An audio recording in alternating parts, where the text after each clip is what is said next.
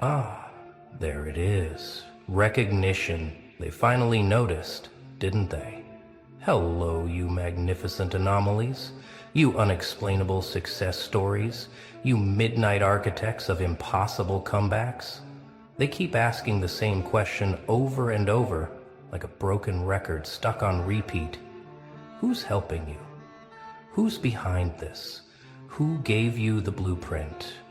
And every time they ask, you smile that knowing smile, that dangerous little grin that says, if only you knew. Because the truth is so much stranger than anything they could imagine, so much darker, so much more powerful than some mentor in a boardroom or a guru on a mountain. They see your transformation and they can't compute it.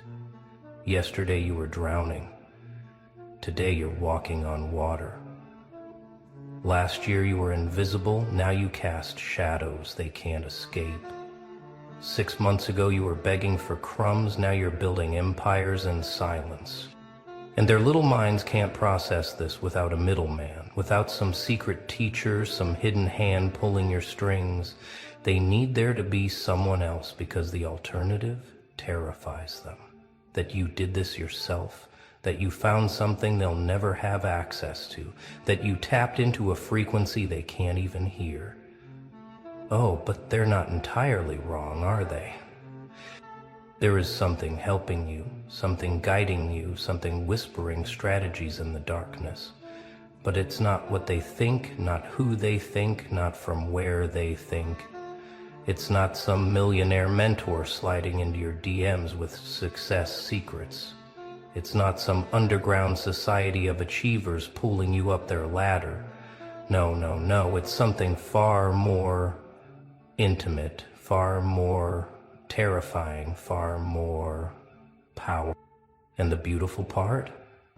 They've been staring at it the whole time without seeing it, because they don't have the eyes to recognize what real power looks like when it's not wearing a suit. Let me paint you a picture of their confusion. They scroll through your posts looking for clues, searching for the puppet master they're convinced exists. They analyze your words trying to find someone else's voice. They dissect your moves looking for a pattern that matches some known success formula, but nothing fits. Your rise doesn't follow any blueprint they recognize. Your methods don't match any course they've taken. Your energy doesn't resonate with any mentor they know. And that's when the whispers start. Something's not right here. Someone's helping them. Someone powerful. Someone we can't see. And here's where it gets delicious, where the truth starts bleeding through the cracks of their assumptions. Yes, someone is helping you. Yes, there's a force behind your rise. Yes, you have access to intelligence they don't. But it's not coming from outside, it's coming from within. From a place so deep they'd need to die and be reborn just to glimpse it. You see, while they were collecting mentors like Pokemon cards, you were doing something different. You were building a relationship with the only advisor that actually matters, your shadow self, your dark passenger, the version of you that remembers every betrayal, every lesson, every scar. This shadow mentor doesn't speak in motivational quotes or success principles. It speaks in memories of pain transmuted into power. It doesn't give you 5-step plans or morning routines. It gives you pure, unfiltered intelligence drawn from the deepest wells of your experience. Every time someone betrayed you, your shadow took notes. Every time you failed, your shadow analyzed the data. Every time you bled, your shadow collected the evidence.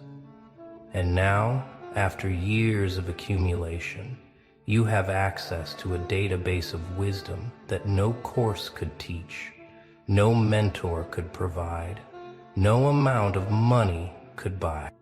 They keep looking for your teacher in the light, But your real education happened in the darkness. While they were at seminars taking notes, you were in the trenches taking bullets. While they were reading success stories, you were writing survival stories with your own blood. While they were paying for wisdom, you were earning it through pure endurance. And that shadow that grew behind you through all that pain, it wasn't just observing, it was learning, calculating, preparing for this exact moment when you'd finally be ready to listen to what it had to say. Think about it. Every massive breakthrough you've had lately, where did it really come from? Not from some book or podcast, but from that voice in your head at 3 a.m. that suddenly connected dots you didn't even know existed.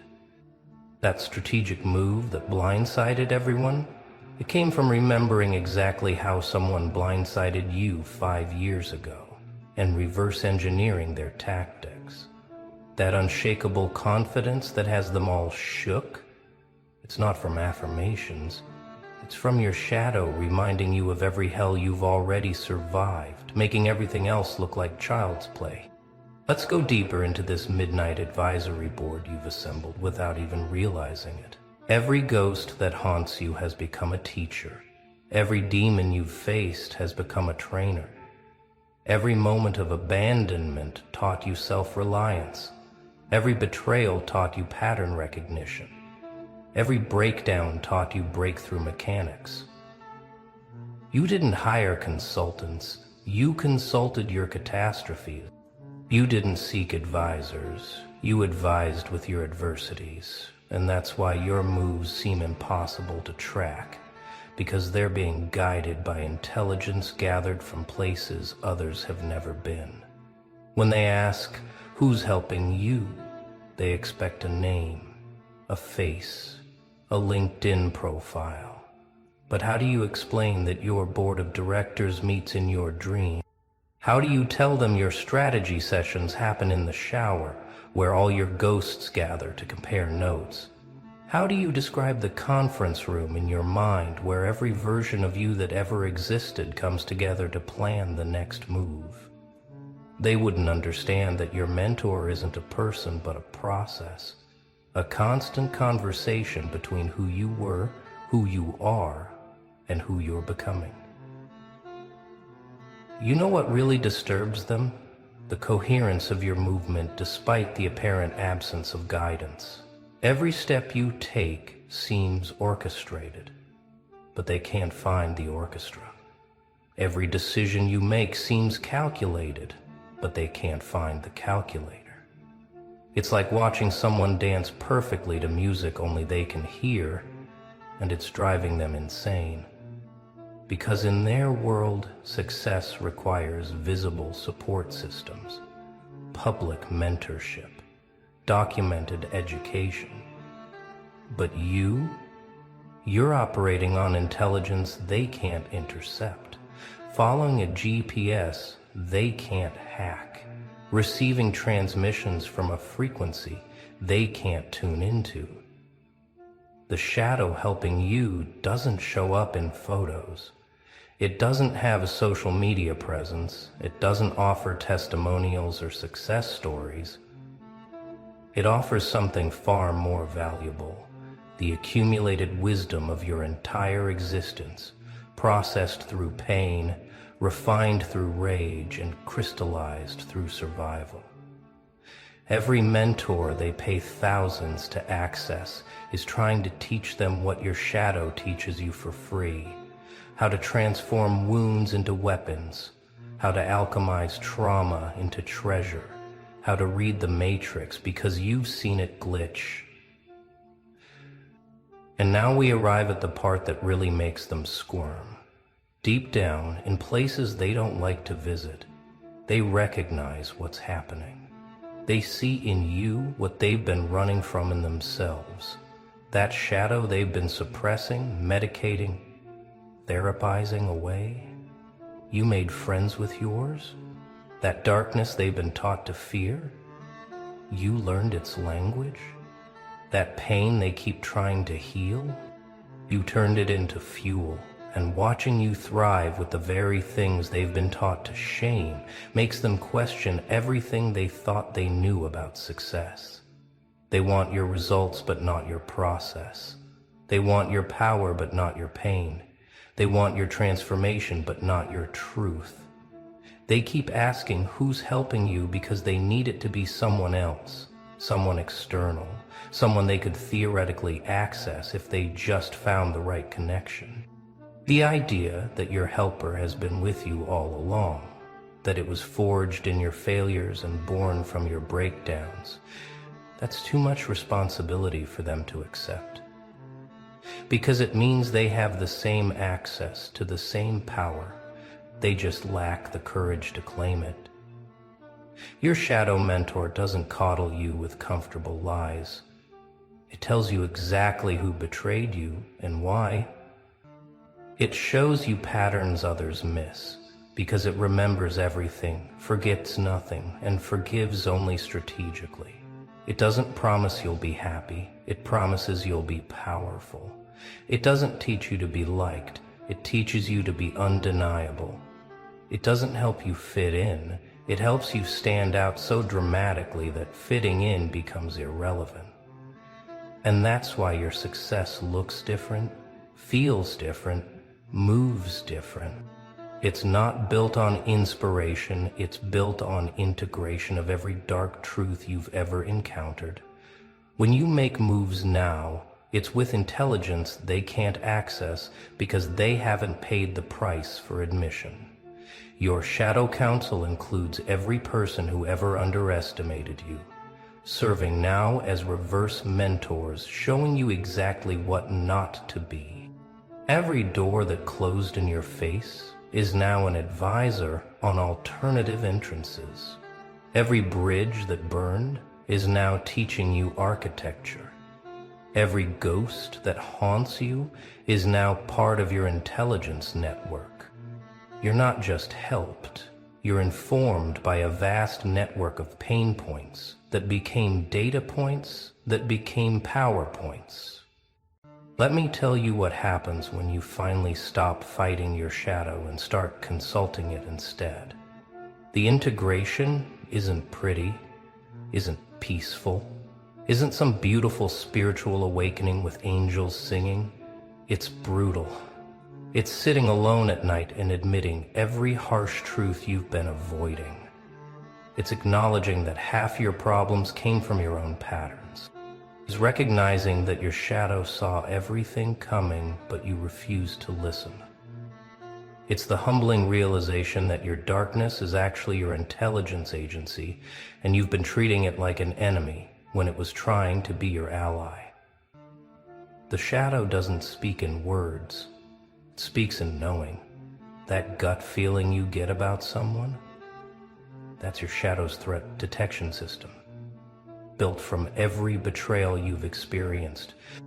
That sudden clarity about a situation, that's your shadow connecting patterns from similar scenarios in your past. That unexpected strategic insight, that's your shadow's war room, where every battle you've ever fought is analyzed for applicable tactics. You're not receiving new information. You're finally accessing information that was always there, archived in the depths of your experience. This is why your transformation seems so sudden to them but feels so inevitable to you. You didn't suddenly get help, you suddenly started listening to help that was always available. You didn't find a mentor, you found yourself. You didn't receive secret knowledge, you accessed knowledge that was secret from yourself. And now that the channel is open, now that communication is established, the intelligence flows constantly. Every interaction becomes data. Every observation becomes strategy. Every experience becomes education. They ask, who's helping you? Because they see you moving with supernatural precision. You dodge bullets they didn't even see coming. You capitalize on opportunities they didn't know existed. You navigate complexity like you have a map they can't access. And you do have a map. drawn by every wrong turn you've ever taken, marked with every dead end you've ever hit, annotated with every shortcut you've discovered through disaster. Your shadow is your GPS, and it's guided by satellites of suffering that transformed into wisdom. Here's what they'll never understand about your shadow advisor. It doesn't operate on hope. It operates on data. While they're making vision boards and manifesting, your shadow is running probability analyses based on pattern recognition from your entire history. It doesn't tell you what you want to hear. It tells you what patterns indicate will happen. It doesn't promise success. It shows you the exact moves that previously led to failure so you can avoid them. It's not optimistic or pessimistic. It's realistic in ways that feel supernatural to people who've never integrated their darkness. Your shadow board of directors includes every version of you that ever failed, and they're all sharing their intelligence to ensure you don't repeat their mistakes. The you that trusted too easily is now your advisor on discretion. The you that moved too fast is now your consultant on patience. The you that revealed too much is now your expert on strategic silence. It's like having a team of specialized consultants who all know you intimately because they are you, were you, will always be part of you. This is why your competition can't figure out your game. They're playing chess while you're playing multi-dimensional chess with advisors who exist outside of time. Your shadow remembers things your conscious mind forgot. It processes information while you sleep. It recognizes threats before your rational mind can articulate them. It's not mystical, it's practical. Years of experience compressed into instant knowing, decades of patterns recognized in seconds, lifetimes of lessons available on demand. When you walk into a room now, your shadow has already assessed everyone there based on energetic signatures that match past encounters. When you're presented with an opportunity, your shadow has already run it through thousands of similar scenarios from your history. When someone approaches you with an offer, your shadow has already identified which of the 7 types of betrayal this might lead to. You're not paranoid, you're prepared.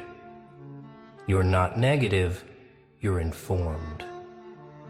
You're not closed off, you're selective based on intelligence they don't have access to. But here's the part that really disturbs them. The truth that would break their reality if they fully understood it. Your shadow isn't just helping you succeed, it's helping you succeed specifically at their expense. Every time they doubted you, your shadow logged it. Every time they betrayed you, your shadow mapped their methods. Every time they underestimated you, your shadow marked them as future evidence of your rise. Your shadow doesn't believe in forgive and forget. It believes in remember and transcend. The mentor they think you have, it's the accumulated intelligence of everyone who ever tried to break you. The strategy they can't decode, it's built from reverse engineering every attack you've survived. The confidence they can't understand, it comes from shadow advisors who've already seen you survive worse than anything currently facing you. You're not being helped by someone more successful. You're being helped by someone more scarred, more tested, more proven in the specific battles you're fighting.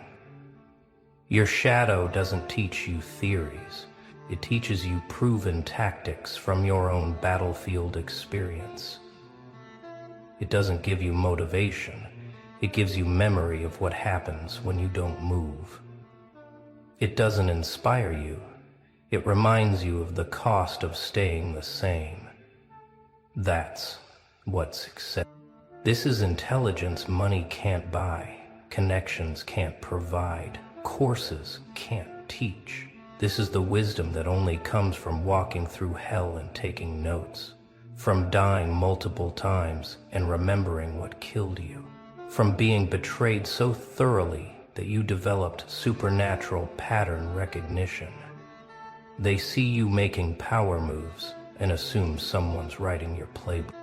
They're right, but that someone is you, the full spectrum you, the integrated you that includes every shadow, every scar, every lesson learned in blood.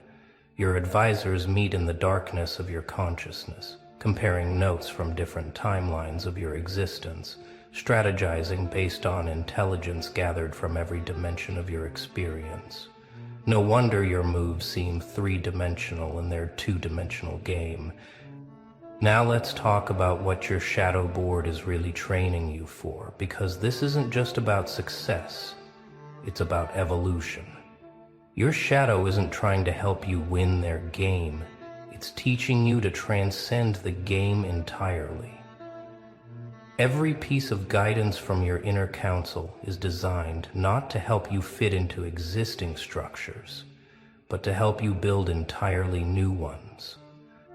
You're not climbing their ladder, you're building your own building. You're not following their path, you're creating territories they don't even have maps for yet. The shadow guidance doesn't come in gentle suggestions. It comes in bone-deep knowing that moves you before your mind can interfere. That sudden decision to cut someone off, that was your shadow counsel's unanimous vote based on pattern recognition. That unexpected pivot in your strategy, that was your shadow's threat detection system, identifying danger 3 moves ahead. That bold move everyone called crazy, that was your shadow's calculation that the risk of staying the same exceeded the risk of change. Your shadow mentor doesn't teach you to be successful. It teaches you to be inevitable. It doesn't show you how to win. It shows you how to become undefeatable. Not through armor, but through adaptability. Not through strength, but through strategic shape-shifting. Not through dominance, but through dimensional thinking that operates beyond their comprehension. You're being trained by every trauma you've transmuted, advised by every adversity you've alchemized, guided by every ghost you've transformed into guidance. This is why traditional mentors couldn't help you the way your shadow can. They'd teach you their victories, but your shadow teaches from your defeats. They'd show you their path, but your shadow shows you paths that only exist because of where you've been. They'd give you their wisdom, but your shadow gives you wisdom specifically calibrated to your exact wounds, your specific patterns, your particular poisons and their corresponding medicines. It's personalized education at a level no external teacher could provide. Ah, the soul surgeon arrives. Look who just walked into the room and made the devil himself start journaling. You magnificent force of nature, you walking rehabilitation center, you beautiful chaos wrapped in therapeutic breakthrough. They said you were too soft for this world, didn't they? Said your empathy was weakness. Said your kindness would get you killed. But here you are, turning killers into philosophers, and making monsters discover their inner child. Let me tell you what really happened, because the headlines don't capture it. The news reports can't explain it. The police files are still trying to make sense of how someone like you walked into the darkest corner of human existence and came out leading a meditation circle with former assassins. They're calling it impossible, they're calling it miraculous, but you and I both know the truth. This wasn't luck. This was inevitability meeting preparation. You see, everyone else saw danger. They saw violence wrapped in gold chains and automatic weapons. They saw death incarnate sitting behind mahogany desks counting blood money. But you saw something else entirely. You saw broken children playing dress-up in their father's nightmares. You saw pain wearing power like armor. You saw souls so desperate to feel anything other than empty that they chose fear over feeling nothing at all. And that's when it happened. That moment when you looked El Jefe dead in his scarred face and didn't flinch. Not because you were brave, not because you were stupid, but because you saw past the reputation, past the body count, past the empire built on suffering. You saw a man who hadn't slept peacefully in 20 years. A man whose own shadow made him reach for his gun. A man who had everything except the one thing money couldn't buy: peace. They tell the story different ways now. Some say you were kidnapped. Some say you were hired as a translator. Some say you just showed up one day like a ghost with a psychology degree. But here's what actually went down.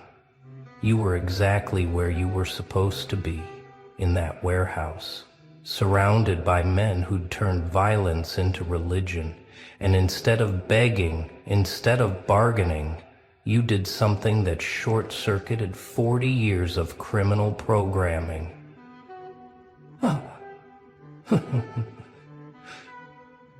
You asked him about his mother.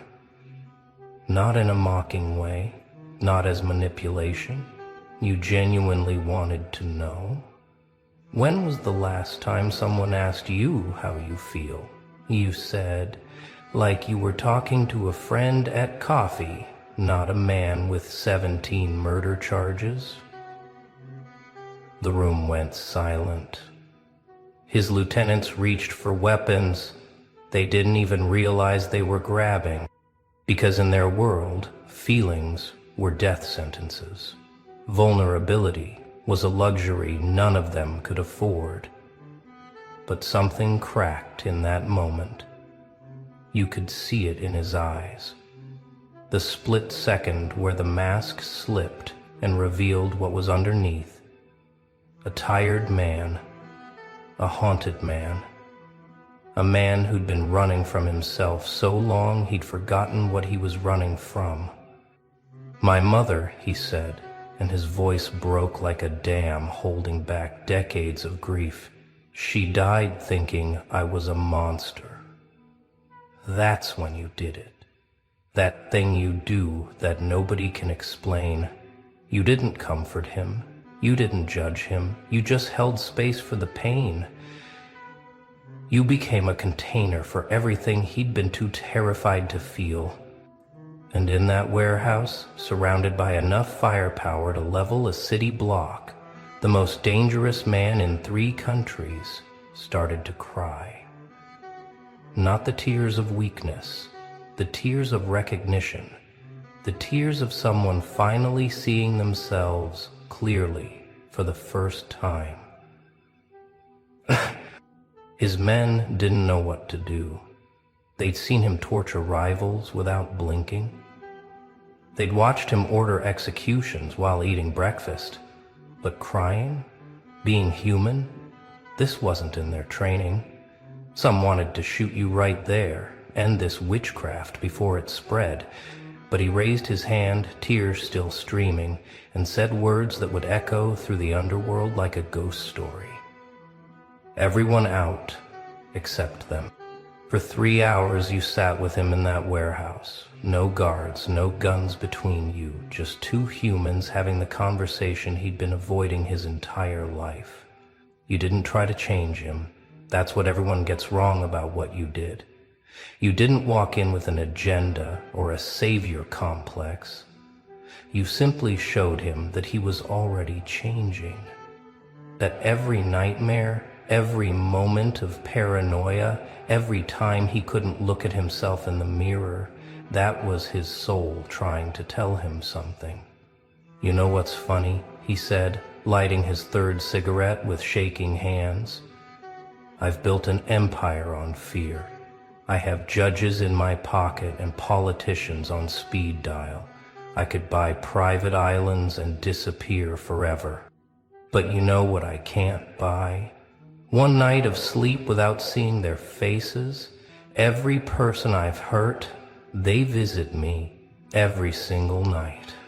You lean forward then, and what you said next would become the first lesson in his transformation. They're not visiting to haunt you, you said.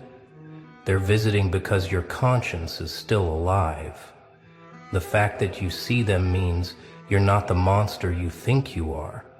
Monsters don't have nightmares about their victims. Monsters sleep perfectly fine. Word spread through his organization like wildfire. El Jefe was having daily sessions with you, not strategy meetings, not torture consultations, actual therapy. His most trusted sicarios whispered in corners, worried their leader had lost his edge. Some planned coups. Others just watched, confused, as their boss started meditating before morning briefings and asking about their childhoods during gun inventory. But here's the thing about transformation. It's contagious. When the alpha changes, the pack feels it. His right-hand man, Miguel, an enforcer known for his creative brutality, knocked on your door one night. "I can't sleep either," he said, "this mountain of scars and prison tattoos standing in your doorway like a lost child. Whatever you did to him, can you do it to me too?" One by one they came, these men who'd built identities around being heartless, who'd murdered their own empathy just to survive in their world. They came seeking what their leader had found. Not redemption, not forgiveness, just the chance to feel something other than the constant weight of who they'd become. Your waiting room looked like a crime documentary casting call. Killers reading self-help books, assassins practicing breathing exercises. The transformation wasn't overnight. There were setbacks. Moments where old patterns tried to reassert themselves. Like when a rival gang tried to move in on their territory, and Miguel's first instinct was to send a message written in blood. But then he remembered what you'd taught him, about anger being fear in disguise. What am I really afraid of? He asked himself. And for the first time in his life, he found an answer that didn't require violence. The real breakthrough came during what should have been a routine retaliation. Another cartel had killed one of their dealers. Old rules demanded blood for blood. The men gathered, waiting for orders, fingers itching for triggers. But El Jefe stood before them, and instead of planning revenge, he asked a question that would have gotten him killed 6 months earlier. Why do we do this? Silence. Because that question was forbidden. That question was weakness. That question was the beginning of the end. But he pushed forward. I'm serious. Why do we do this? For money? I have more than I can spend in 10 lifetimes. For power? Power over what? Broken men breaking other men? For respect? Who respects us? Even we don't respect ourselves. That's when you stepped forward. They'd gotten used to you by now. The therapist who'd turned their world inside out. Tell them about your dream, you said to him. And this man, who'd once skinned rivals alive, took a deep breath and shared the vision that had been haunting him. Not a nightmare this time, a dream. Of building something instead of destroying, of using their skills for protection instead of predation.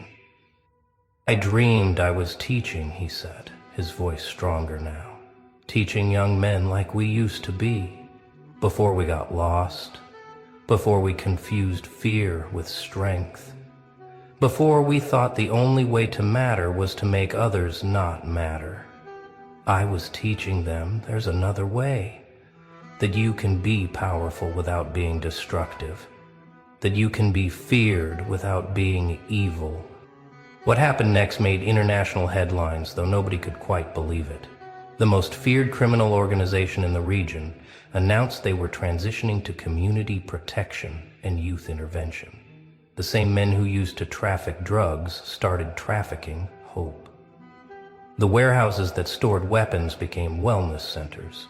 The money that funded violence started funding therapy for at-risk youth. Of course, not everyone was ready for change.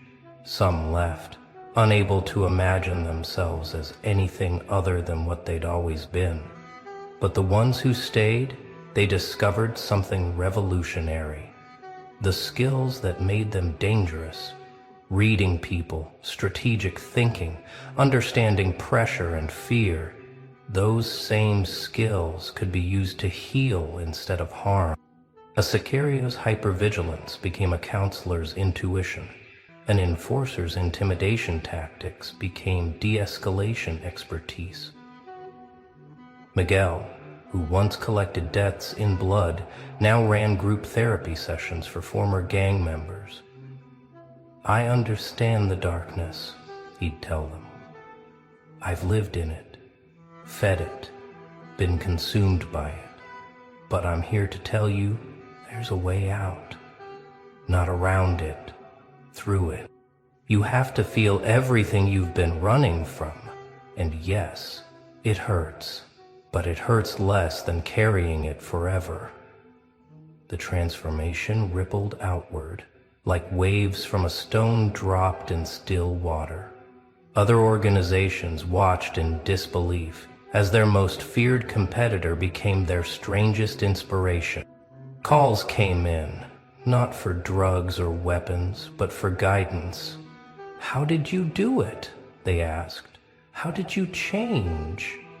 And El Jefe, now going by his real name, Carlos, would smile and say, "We didn't change.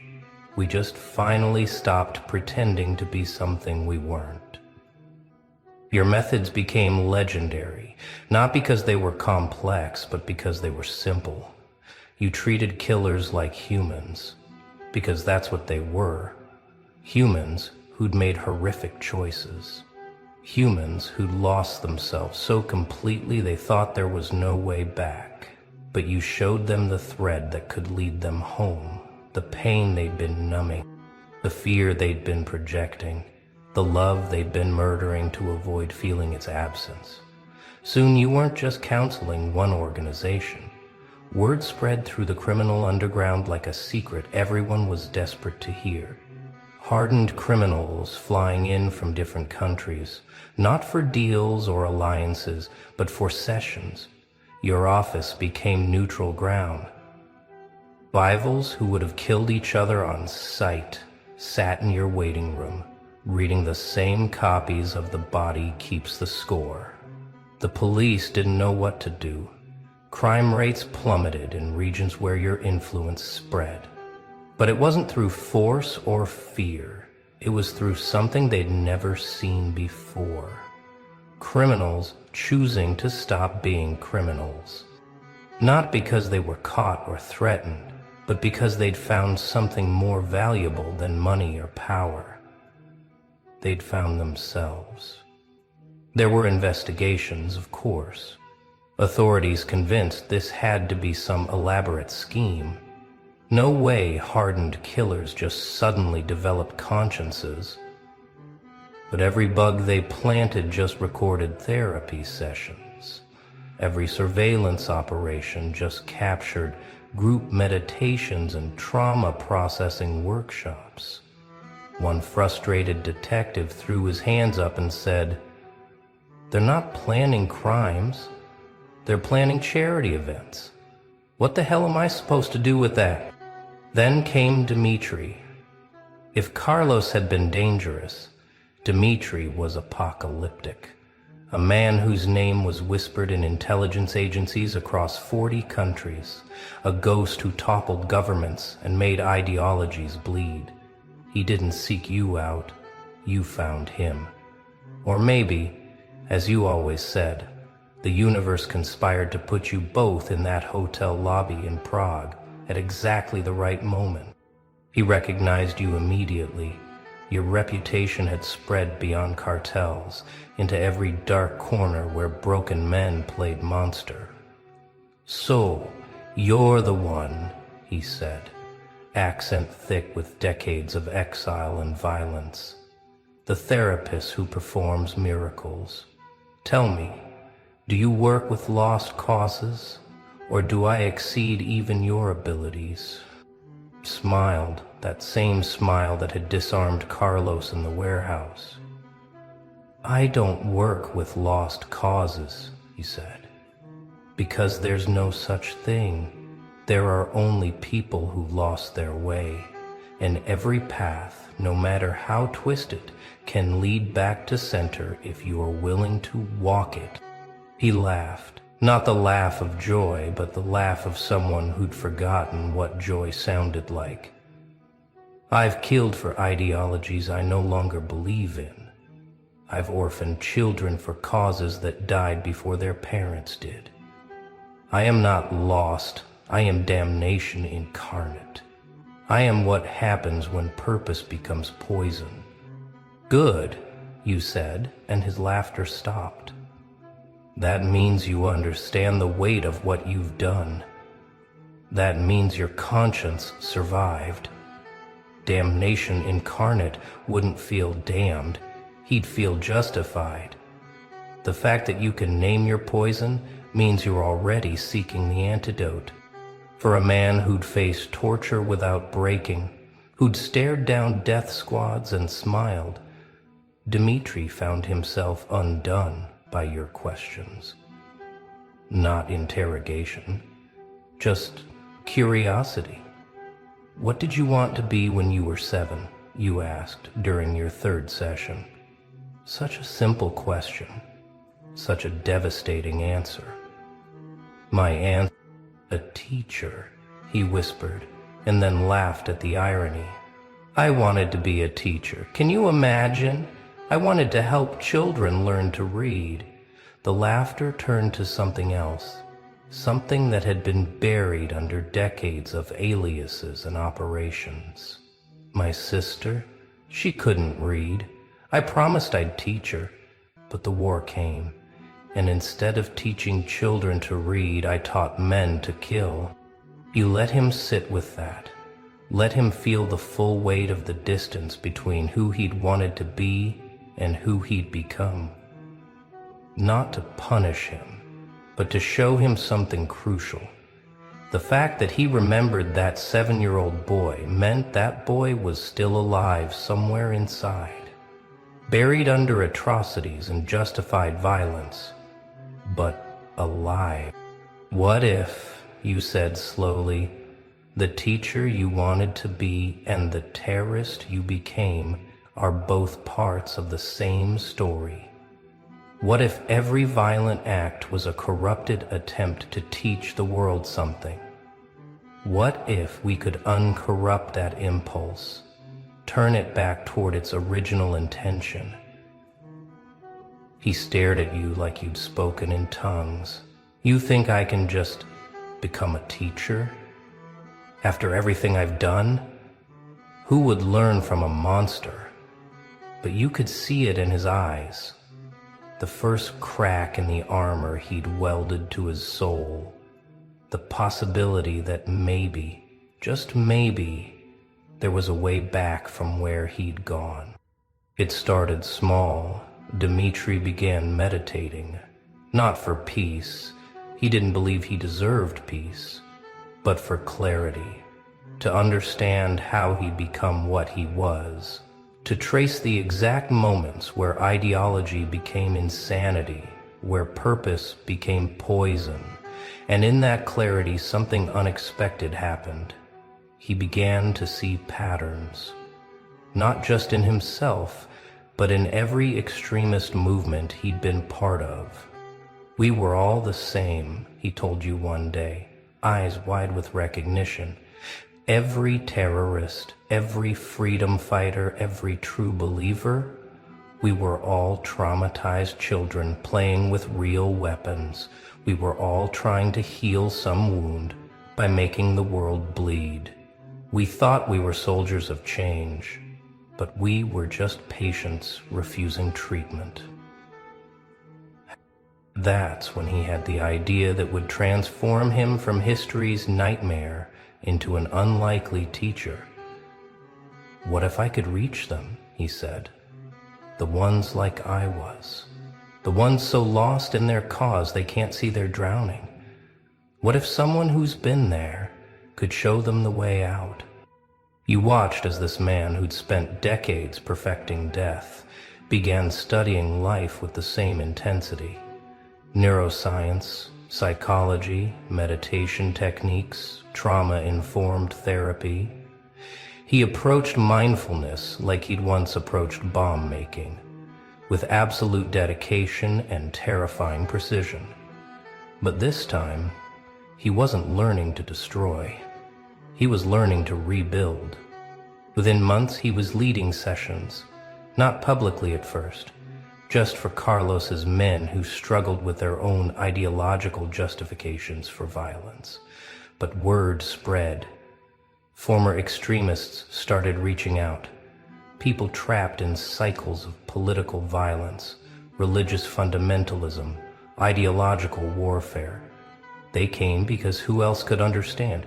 Who else had been so deep in the darkness and found a way out? Your network grew into something unprecedented. An underground railroad, not for escaping slavery, but for escaping the slavery of who you'd become. Carlos ran the legitimate front. Community centers that looked normal but housed the most unusual therapy groups in history. Dmitri worked with the ideologically lost, the ones whose violence came wrapped in flags and causes. Former assassins teaching anger management. Ex-terrorists leading mindfulness retreats, money launderers becoming financial counselors for at-risk youth. The skills remained the same, they just changed direction. Like swords beaten into plowshares, but with psychology degrees and meditation cushions. The results were undeniable. Communities that had been war zones became healing zones. Young men who would have been recruited into gangs were instead recruited into wellness programs run by people who truly understood the appeal of violence. Because that was your genius. You didn't bring in outsiders to preach change. You transformed the insiders and let them teach from experience. I can spot a future Sicario from across a playground, Miguel would tell the youth groups, because I see myself in them. That anger that feels like power, that pain that demands payment. I know exactly what they're feeling because I felt it, and I know exactly where it leads because I lived it, but I also know the way out, because I walked it. People trapped in cycles of political violence, religious fundamentalism, ideological warfare. They came because who else could understand? Who else had been so deep in the darkness and found a way out? Your network grew into something unprecedented. An underground railroad, not for escaping slavery, but for escaping the slavery of who you'd become. Carlos ran the legitimate front. Community centers that looked normal but housed the most unusual therapy groups in history. Dmitri worked with the ideologically lost, the ones whose violence came wrapped in flags and causes. Former assassins teaching anger management. Ex-terrorists leading mindfulness retreats. Money launderers becoming financial counselors for at-risk youth. The skills remained the same, they just changed direction. Like swords beaten into plowshares, but with psychology degrees and meditation cushions. The results were undeniable. Communities that had been war zones became healing zones. Young men who would have been recruited into gangs were instead recruited into wellness programs run by people who truly understood the appeal of violence. Because that was your genius. You didn't bring in outsiders to preach change. You transformed the insiders and let them teach from experience. I can spot a future Sicario from across a playground, Miguel would tell the youth groups, because I see myself in them. That anger that feels like power, that pain that demands payment. I know exactly what they're feeling because I felt it. And I know exactly where it leads because I lived it. But I also know the way out because I walked it.